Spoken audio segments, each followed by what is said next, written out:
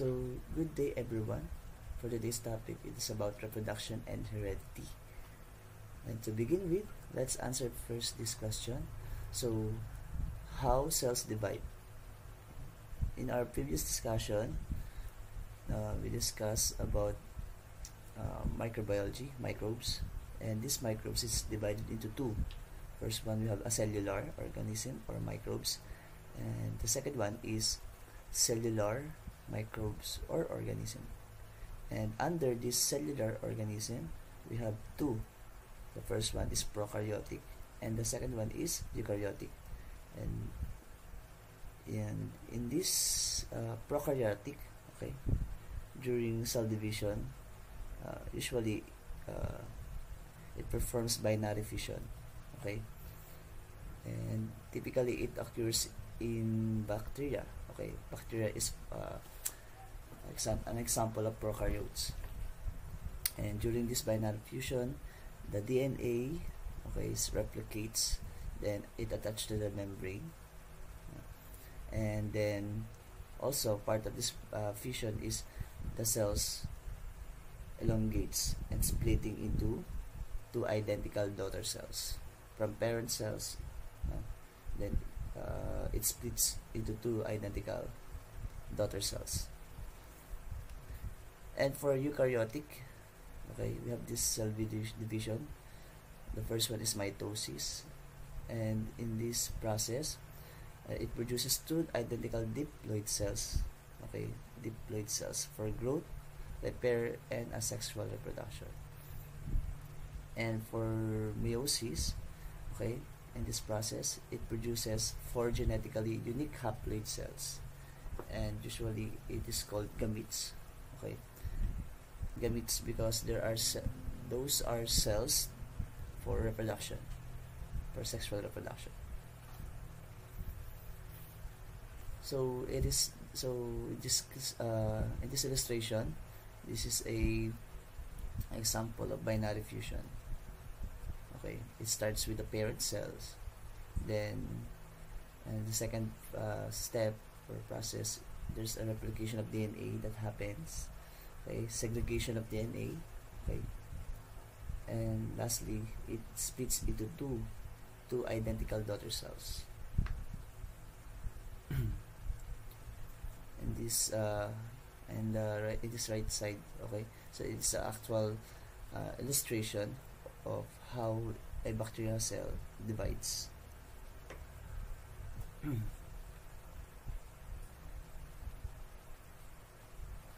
So it was mentioned earlier that in eukaryotes we have mitosis and meiosis, cell division, right?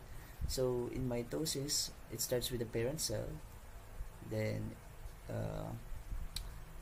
its DNA also replicates, okay, forming a two identical diploid daughter cells. Diploid, you can see we have four chromosomes. No, yeah, it's a diploid. And in the meiosis part, so we have these parent cells. Okay, same process, parent cell, and then the DNA replicates, forming two daughter cells identical, diploid, and then from these diploid cells, it continues dividing. Okay, forming a total of four haploid daughter cell. Okay, haploid. So later on, I will discuss this diploid, haploid. Okay. Okay, so chromosomes and genetic material.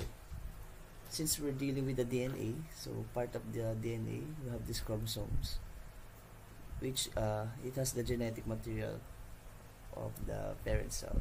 Okay. So these chromosomes, okay, and then these genetic materials, okay, it is first observed by Walter Fleming in 1882. Okay, and then he observed that chromosomes, okay, varies in number depending on species.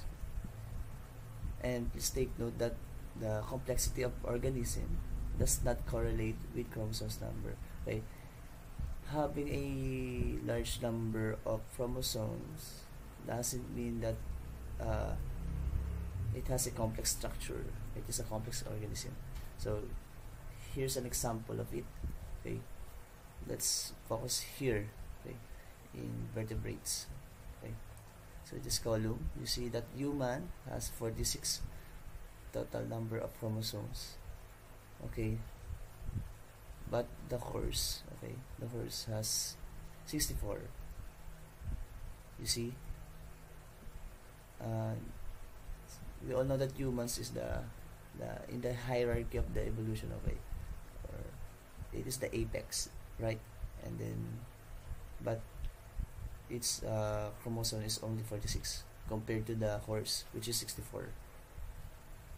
So feel free to pause this video and then analyze, compare the total number of chromosomes. Okay, so we have this diploid and haploid cells. So I mentioned earlier that in mitosis you have these two daughter cells, and these cells are diploid. Okay, so when we say diploid, it has two sets of chromosomes. Okay, this is example of diploid cell. Okay,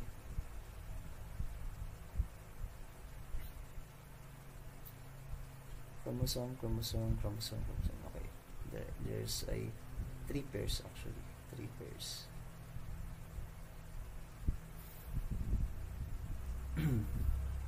Then haploid. Okay, when you say haploid, it is one set of chromosome. There's each chromosome. Okay, I mean there's no pair, as you can see here in this illustration. And usually these haploid cells is under the meiosis process. This one. Okay, and meiosis usually it performs during reproduction as sexual reproduction, to be exact. Another thing, so we have this homologous chromosomes and sister chromatids. So these are just a terminology, part of the chromosomes. So okay, homologous chromosomes, so meaning it has same size, shape, gene content, one from each parent. So here, so this is an example of diploid. Let's say it's diploid because it has it's a pair of the chromosomes. Okay, pair of chromosomes. Let's say okay, homologous chromosomes, sister chromatids. So this part is a sister chromatid. Yeah, sister, because it's like basically it looks like they are sister or twin.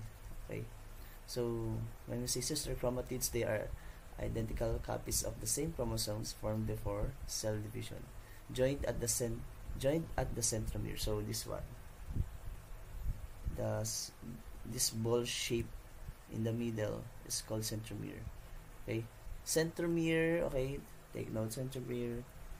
It varies when it comes to location. Sometimes it is placed here in this part. Okay, it is not always in the center.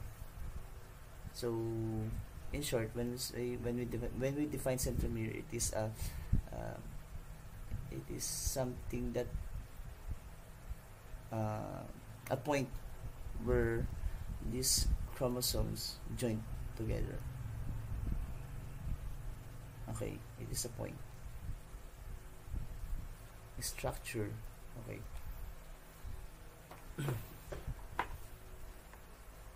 Next, levels of eukaryotic chromosomal organization. Okay, since we are dealing with chromosomes, so let's discover what's inside of it.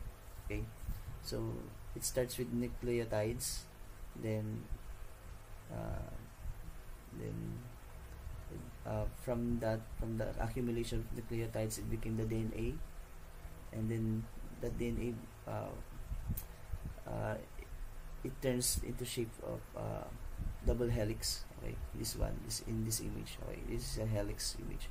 Then continuing the helix shape. Okay, having that form, no, it will become nucleosomes. Okay, so these nucleosomes are like beads on a string. Okay, then chromatin fiber, this one, chromatin fiber. So it's like a beads, but forming fiber, it's a string like yeah. Next, supercoiled chromatin. Okay, so those fiber, okay, they are like they are compressed somehow. They are compressed and then forming some coil structure, and then yeah, this the last one is chromosome. Okay, so this one. So let's skip this part. No. It's somehow, if you want to read it, so I'll be giving you the PowerPoint, right?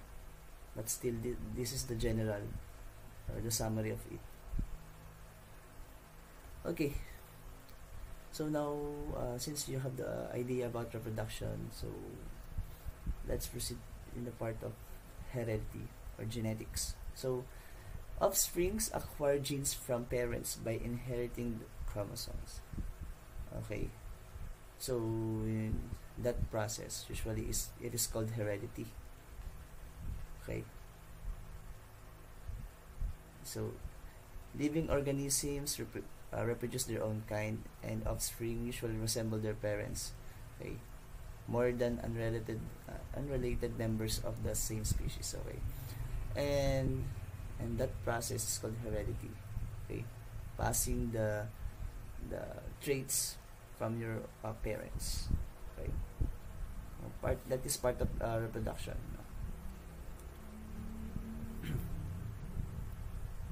Genetics. So genetics is a branch of biology that studies heredity and variation.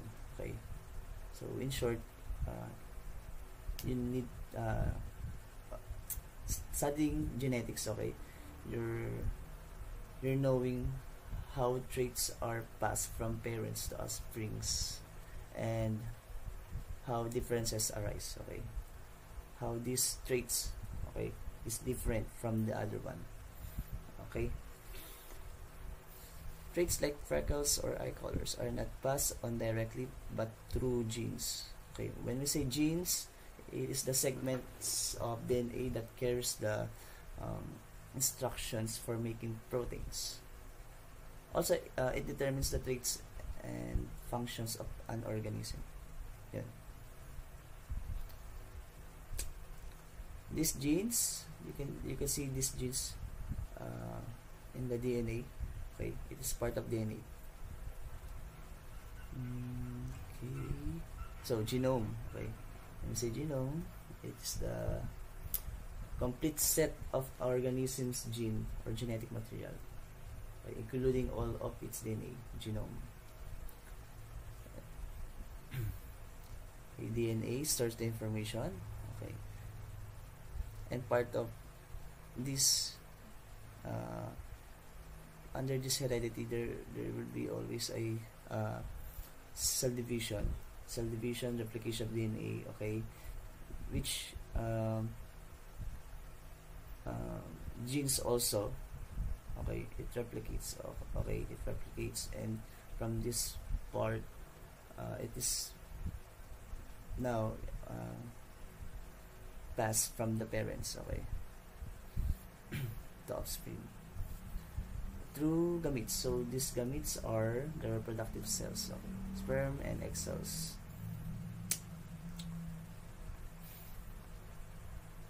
Locus.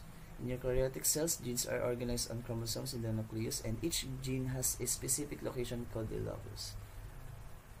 Physical. This is a structure, specific physical location of gene on a chromosome. Okay. Yeah.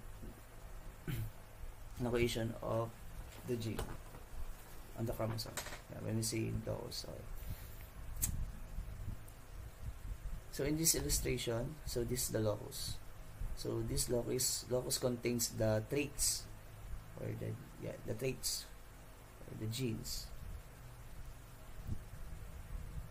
So let's say in this part, in this upper locus, okay, it corresponds to the hair color gene, and that gives you the color of your hair. Let's say black hair. Okay. Next, and this bottom locus, bottom part locus, it corresponds to the eye color, your eye color, which gives you, for example, a brown eye.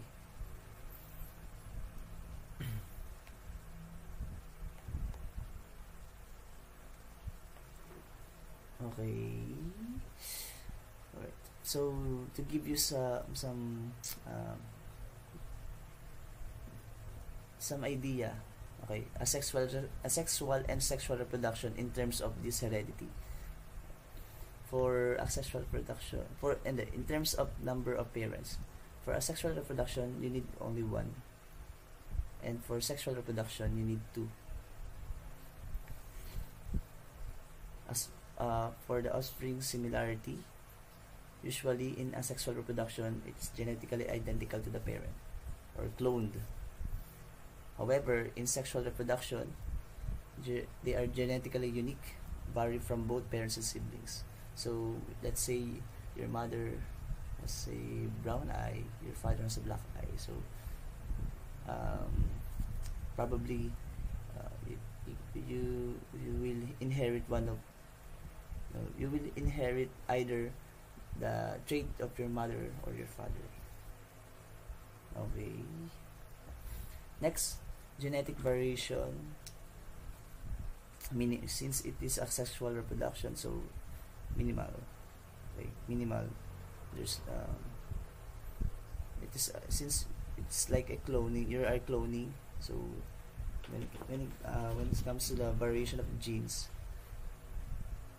it's minimal. Next, for sexual reproduction. As for the sexual reproduction, there are many variation when it comes to genes. Okay, due to the combination of genes from both parents. Yeah, that's true. Next, types of organism. Usually in asexual reproduction, they are single cells, prokaryotes commonly, and some are multicellular. For sexual reproduction, this is common for animals and many plants. Asexual. So what is the method used? So mitosis or body. Example is Hydra. For sexual reproduction, it involves gametes and fertilization. Gametes are reproductive cells, and fertilization is the process of meeting or fertilizing the egg cell and the sperm cell. Resulting offspring, yes, it is clone for asexual, and for sexual, it is an offspring with unique gene combination. Example for asexual, so we have Hydra body and binary fusion in bacteria. And for sexual reproduction, we have human reproduction and flowering plants. Okay, so we have fertilization and meiosis. A life cycle is a sequence of stages an organism goes through from one generation to the next. starting from conception to the production of offspring. In sexual life cycles, we have two key processes. The first one, we have meiosis, and the second one is fertilization. Alternating, okay? Let's say we have this human, reproduction of human.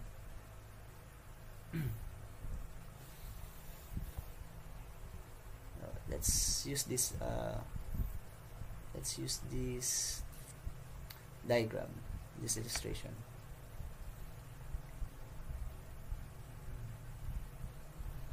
So we have our parents, male and female. So we have they have their respective reproductive system. So the female has ovary and the male has testes, okay, which creates the cells or the gametes, okay.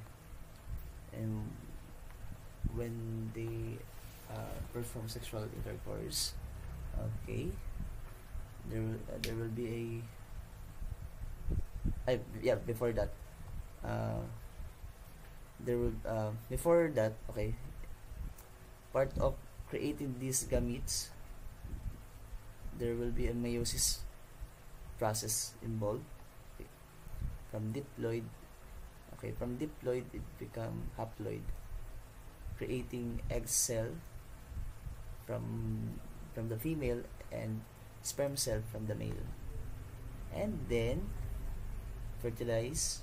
When the egg and the sperm cell meets, there will be a fertilization that will happen, and then turning from haploid, okay, once they meet, okay, it will become a diploid, which is a zygote, and then a process called mitosis will occur as part of its development, as the zygote develops into human, fully developed human, okay. And then it repeats the cycle. It repeats the cycle with each generation. Next, karyotype and chromosome number. When we say karyotype, it is a visual display of an organism's complete set of chromosomes, arranged by size and shape. Also, staining pattern. It is used to examine chromosomes number and structure, helping identify genetic abnormalities. So in short, karyotype or karyotyping is a tool. Let's say it's a tool where you can see the structure of the chromosome, observing it, examining, and then you can use it to identify if there's a genetic abnormalities.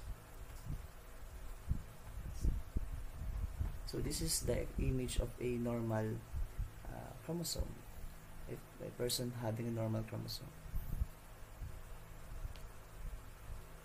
This one, okay, in this left side.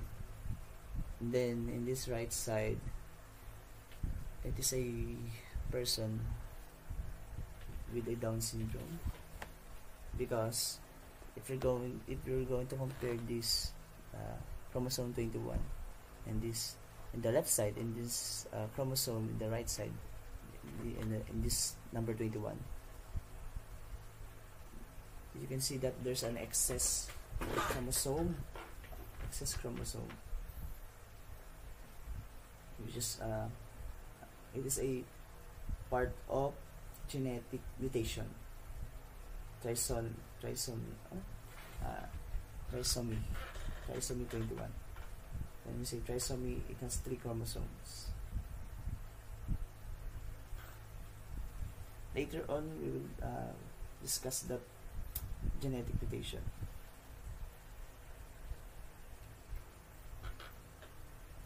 Next, patterns of inheritance. Long before modern genetics, people observed that certain traits run in families like red hair or the Asperger's jaw, However, early ideas about heredity were based on two incorrect classical assumptions. So in earlier times, people think that first one, okay, people believe that heredity occur only within species and early myths like Minotaur and Giraffe. They believe that Minotaur, okay, let's say the Minotaur, is a hybrid of different species. Let's say a horse, a human with a horse and a bull, or human bull. Okay. Human person with a bull head. Yeah.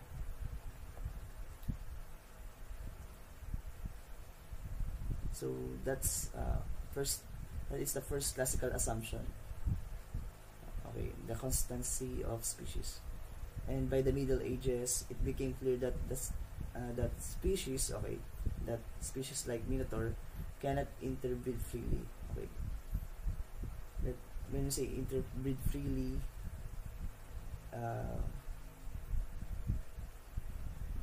cats and dogs. Okay, they can meaning they cannot breed because they are different species. Next is classical assumption. So we have direct transmission of traits.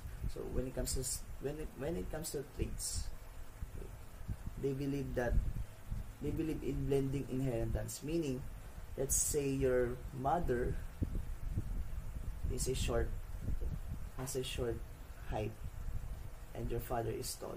So if they breed, their possible trait of their offspring, the height specifically, is medium or average. Okay, they believe in that breeding inheritance.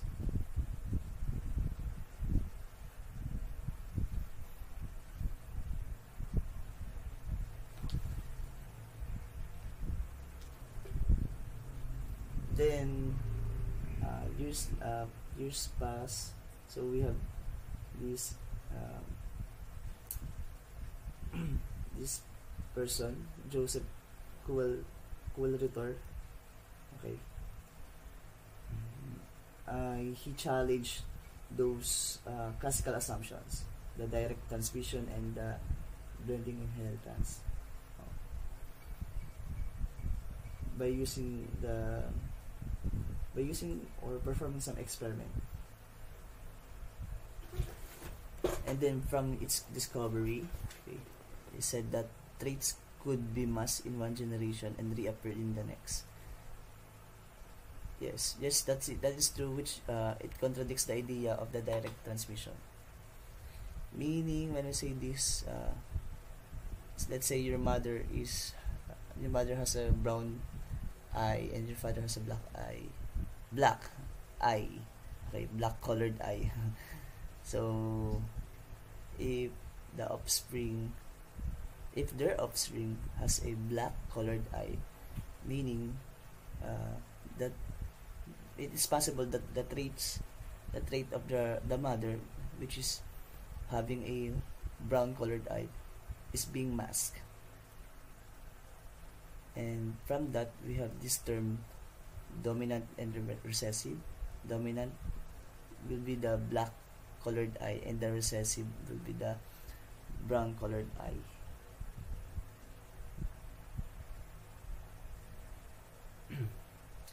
Dominant trait and recessive trait. Okay. Next, another discovery: the traits did not blend but instead segregated among offspring. Yes, which is true.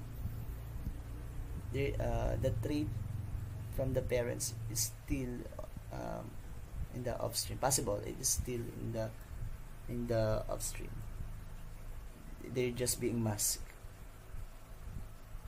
Some offspring look like the parents, others like the hybrids, indicating distinct forms, which is now called traits. Yes, were passed down independently. True. And this led to the idea of segregation. traits separate during reproduction and can reappear in future generations. Also, we have Thomas Andrew Knight and the pea plant experiment. So, Thomas Andrew Knight performed this pea plant experiment, and then long story short, okay, he supports the idea of this discovery, the discovery of Joseph. Okay, Gregor Mendel and his groundbreaking works. Gregor Mendel, he is the father of genetics. He was an Austrian monk born in 1822 who studied science and mathematics at the University of Vienna. After failing to earn a teaching certificate, he returned to his monastery and began plant hybridization experiment in the garden. His careful and systematic studies laid the foundation of modern genetics. So, its groundbreaking work is the garden pea. Okay.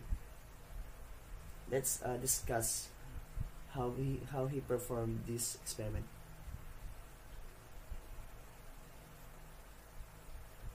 He used this garden pea as his experiment because the earlier scientists like Thomas Knight already used this piece, okay, and used it to observe trait segregation, which is a good thing, okay. Next, the availability of true breeding varieties, okay.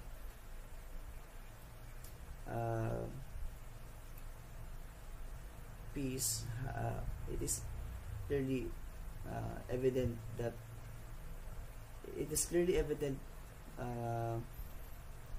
when it comes to its trait, okay, it could have a different color of the flowers, the texture, the shape of the seeds, like that. So that's why he used this garden pea. Practicality, yes, peas are small, easy to grow, and have a short generation time.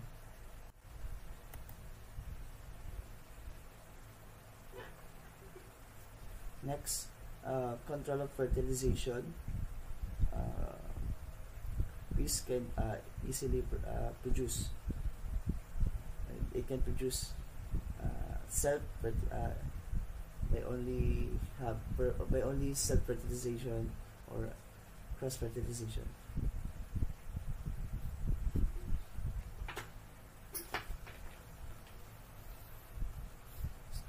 In this Mendel's experiments with pea plants,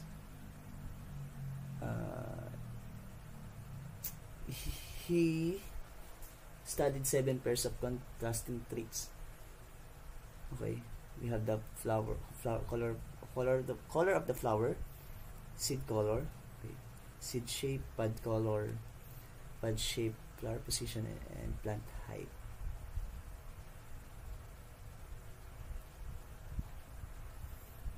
So let's say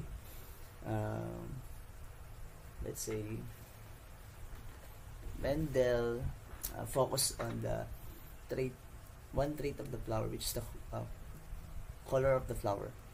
Okay. So this one, we have the purple flower, the white flower. This is called the first generation, F1 generation, or the first filial generation. Filial, F-I-L-I-A-L. Okay. So what Mendel did was he crossed two true breeding parents, okay, cross-fertilize. Then creating an offspring which is all of those are purple flowers. So in short, there's no blending occurred. And then he concluded that the expressed trait or the dominant trait is the purple, and the hidden trait or the recessive trait is the white color. Next, he continue the experiment. He self-fertilized. Okay, self-fertilized those flowers, creating this following offspring, which is the second generation, the second filial generation, F2 generation. So in this case, we have three purples and one white flower.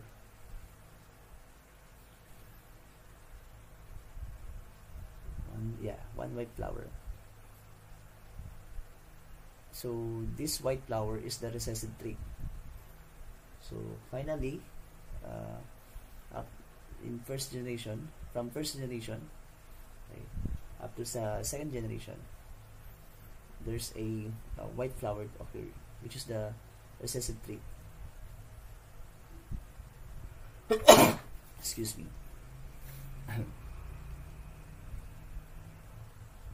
Next,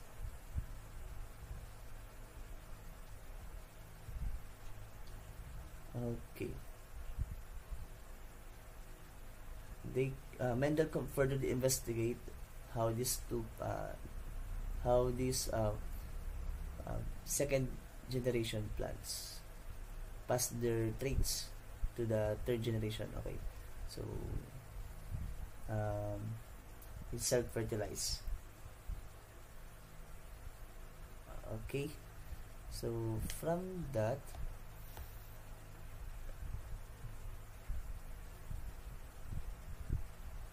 okay, from this illustration, okay, this purple, this first one purple,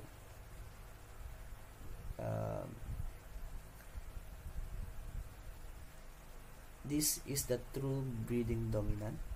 Okay, or the dominant, this offspring contains the dominant trait, true, okay, pure dominant trait, and this white offspring, white flower, contains the true breeding recessive, or the trait of the recessive. And then this two flower, purple flower, contains, though dominant trait occurs, okay, still they have the recessive trait from their parent trait. And then Mendel continued the experiment, self-fertilization. So expected that in this, if you breed this true breeding dominant, have this parent having a true breeding dominant, expected that the offspring contains the offspring will be a true breeding, will have a true breeding trait, dominant trait also. And in this white colored flower, expected that there will be also the trait of their offspring will be recessive, will contain recessive trait. And this hybrid trait, let's say this hybrid or non-true breeding dominant, will repeat the pattern, this pattern, okay, having a one true breeding dominant, two not true breeding dominant, and then a true breeding recessive. So basically it repeats the pattern. Okay,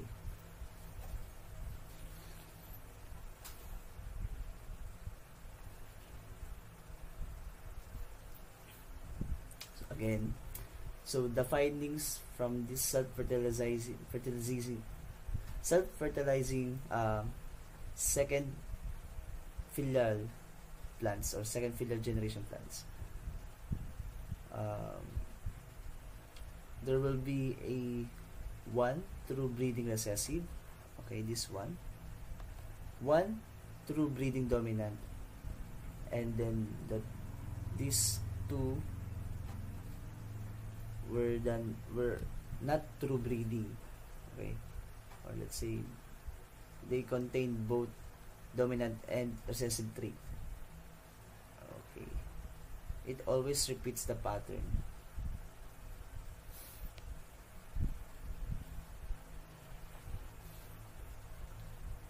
From the experiment, Mendel's concluded these four. Okay, the first one we have traits. First one, he said that traits are inherited as discrete units.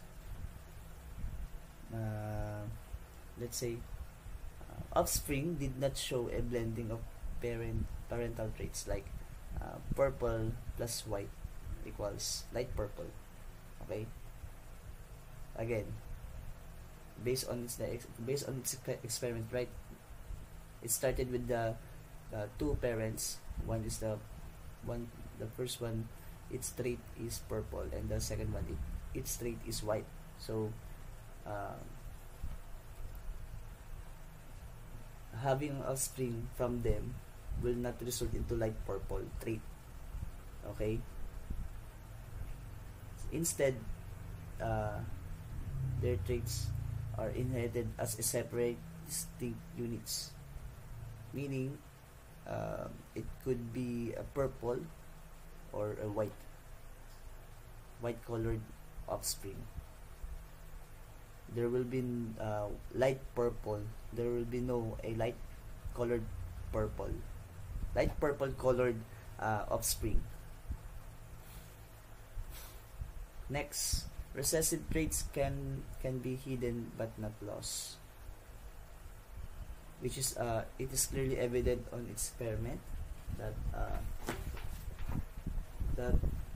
in second filial generation, all of the offsprings are purple colored purple colored flower. Okay, but all of them are not true breeding dominant because they contain the trait of recessive from its parent. They just basically the recessive traits are masked or hidden. Next, traits segregate during reproduction. Actually, it is not okay. During this experiment,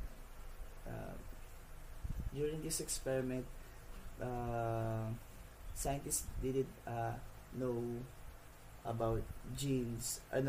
Scientists didn't know about DNA yet, especially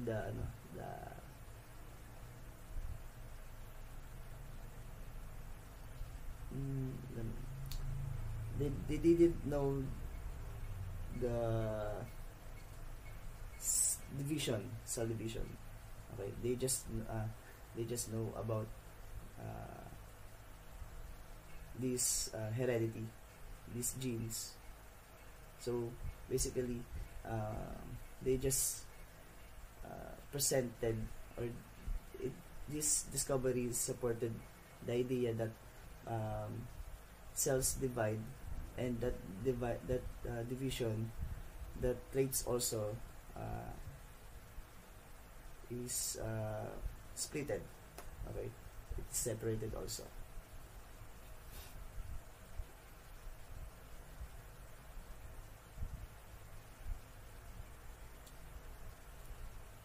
Next, traits follow a predictable 3:1 pattern in second filial, which is true. Okay, so 3:1, meaning there are three dominant and one recessive. But in those three dominant, there is one true breeding dominant, and the rest are not true breeding.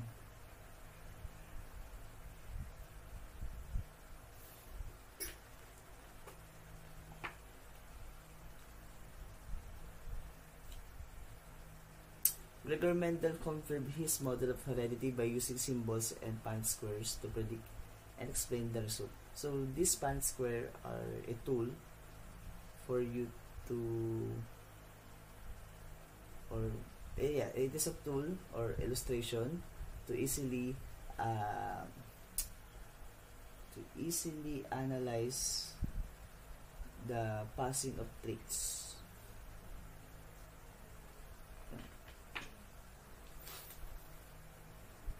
From the discovery, okay, from the 4 key points from the experiment, okay, Mendel created the law of heredity. So the first one, we have law of dominance, meaning dominant traits show up more often and recessive traits are hidden unless both parents pass them on. So for example, we have a pea plant. Okay.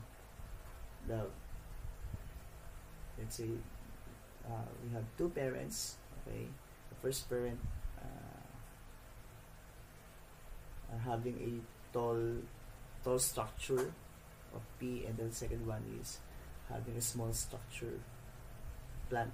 Okay.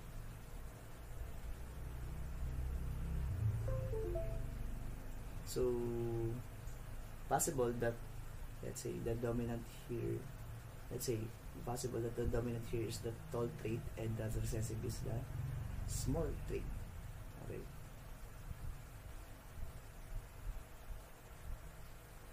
Next, law of segregation. Let's say you inherit 1 gene copy from your mom and 1 from your dad, but when making the sperm or egg cell, you only pass 1 of them on. So if there's an upstream, okay, let's say your mom has a brown eye color, and your father has a black colored eye, and then when their gametes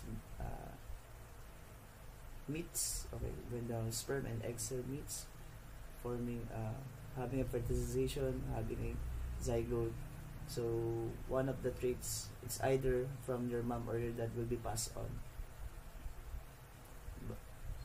Yeah, will be dominant. Next, law of independent assortment. Just because you inherit brown eyes, okay, doesn't mean you also inherit black hair. So meaning traits are passed on independently. Okay. Let's say your mother has a okay, let's say you have a brown eyes. Don't expect that the other traits will be also like that. Don't expect that you will also have a brown hair also. It depends on the trait of your parents and mother. From your parents, mother and father. Okay, it depends on the variety. Okay, it depends on the chances of having those traits.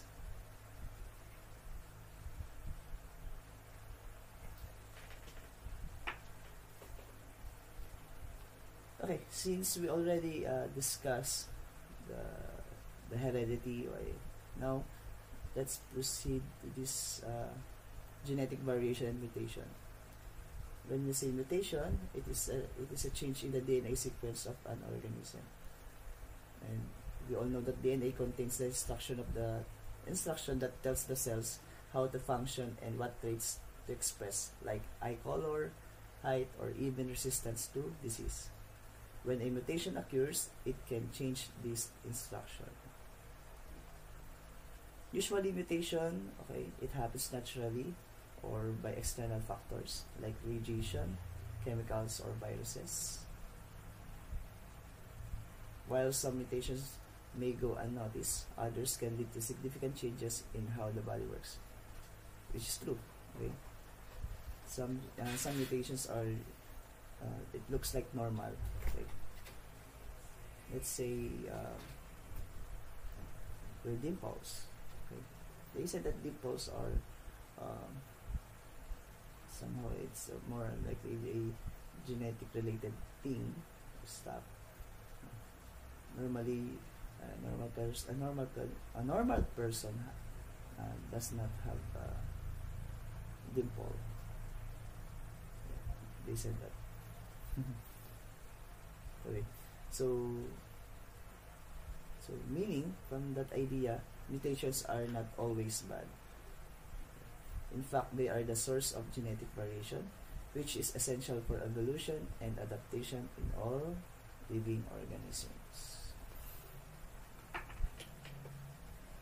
Mutations, mutations can be performed in plants. Okay, so that's why we have originally we have like banana plant, or the banana. Okay, typically a normal banana has many seeds. Okay, but due to genetic modification or mutations, okay, we can now have a banana with less seed or seedless.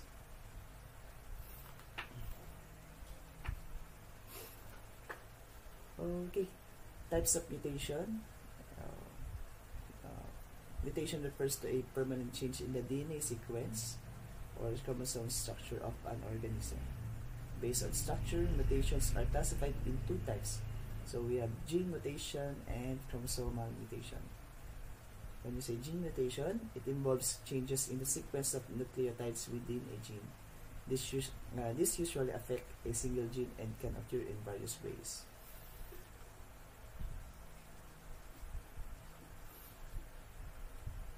Okay, we have different types of gene mutation. The first one, we have substitution. So,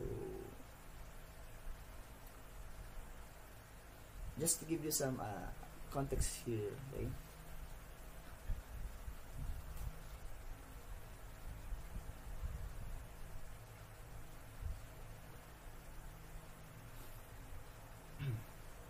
These patterns, or these are nucleotides, sequence of nucleotides, okay? Nucleotides. And as you can see, from its original pattern, there's a changes on its base. From A, it turns to G. So that mutation is called substitution. Okay, next, insertion. So extra base pairs are added into the DNA sequence. By looking at this illustration, we have the original pattern, and then an extra base pair is added. So G was added between T and G. Okay, so meaning this is a insertion mutation. Next, we have deletion. A section of DNA is removed or lost. So having this original pattern, okay, this 2G are deleted, okay, for having a deletion mutation.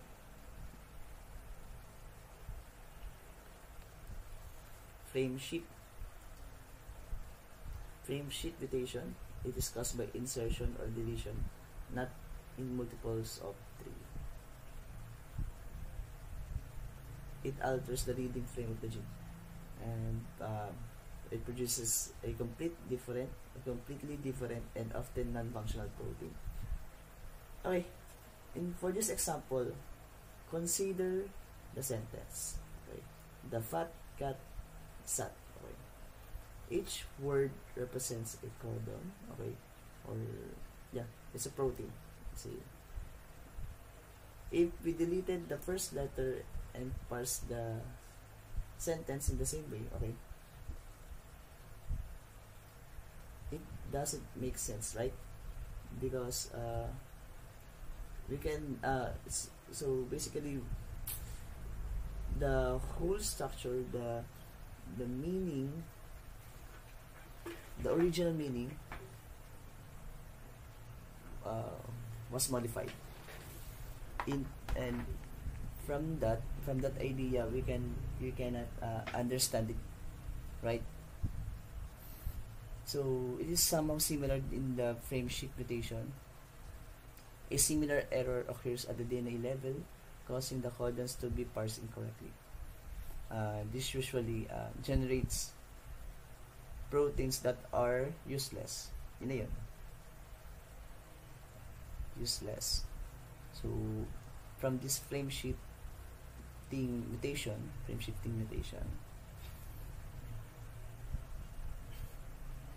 it makes the protein non-functional. So in other words, it sometimes it is there's a insertion or deletion that happen, making the whole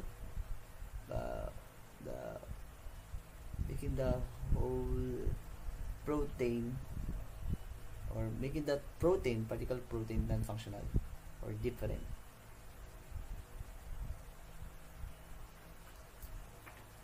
So we're done with the gene mutation, right? So next one, we have chromosomal mutation.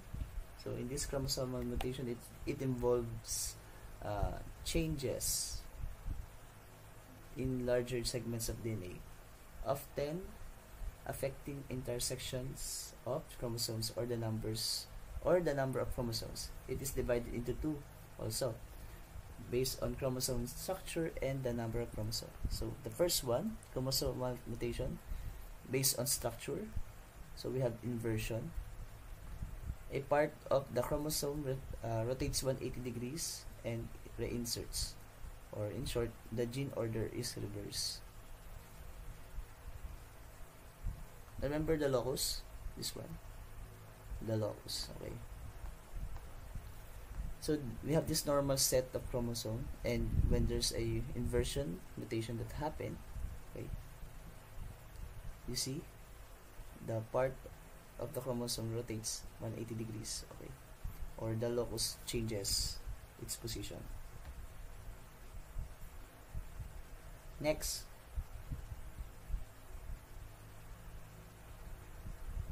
deletion. There's also a deletion here, okay, but the context here is a chromosomal structure. A part of chromosome is lost, and which may result in serious disorder or loss of gene function. We have the normal set of chromosome, and as you can see here, the bottom part of this chromosome was deleted, was removed. Next, duplication. A chromosome segment is repeated, leads to extra gene copies.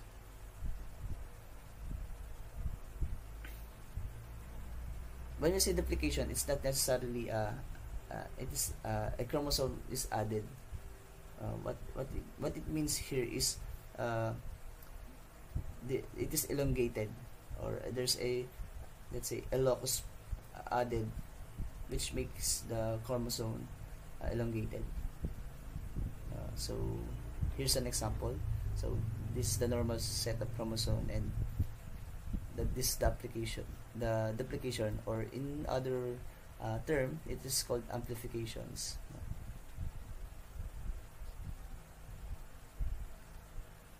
Translocation. A segment of a chromosome is moved to a non-homologous chromosome. It may be reciprocal, meaning exchange between chromosomes, or non-reciprocal, only one-way transfer. So in this translocation, no loss or gain of genes, but alters gene positioning is happen. You see here, we have the normal set of chromosome, and having the translocation mutation, some locus, this one, or some genes were exchanged. Okay. Next, so we're done with chromosomal mutation in terms of structure. So next one, we have the chromosome number mutation. So usually it is called heteroploidy. It is a mutation involved changes in the number of chromosomes rather than structure. Okay. We have different types of heteroploidy. So the first one, we had aneuploidy.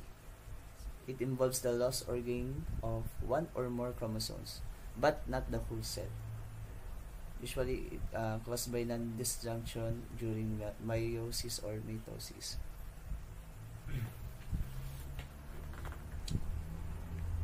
This one. Oh wait.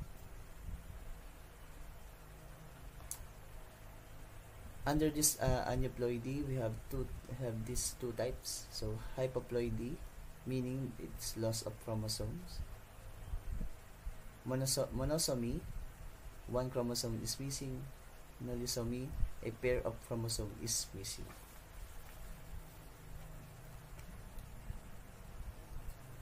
Hyperploidy, addition of chromosomes.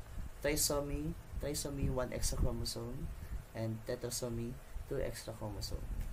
So this is the example. This is the normal set of chromosome. We have trisomy. Okay, so meaning one chromosome is added. Okay, chromosome is added. Monosomy.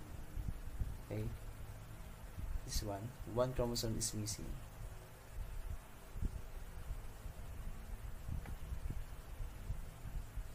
Next, polyploidy.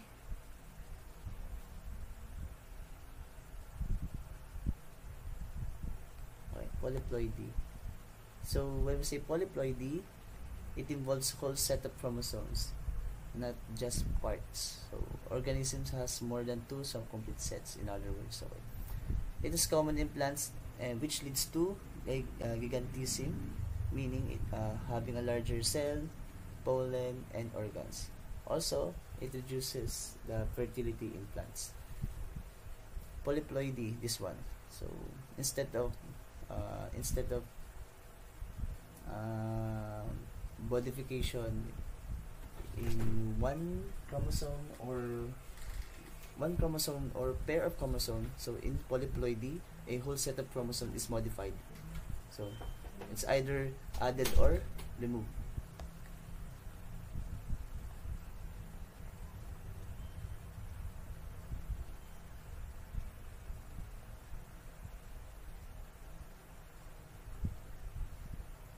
Okay, so having the original set of chromosomes, then in this polyploidy, there's an extra set of chromosomes added.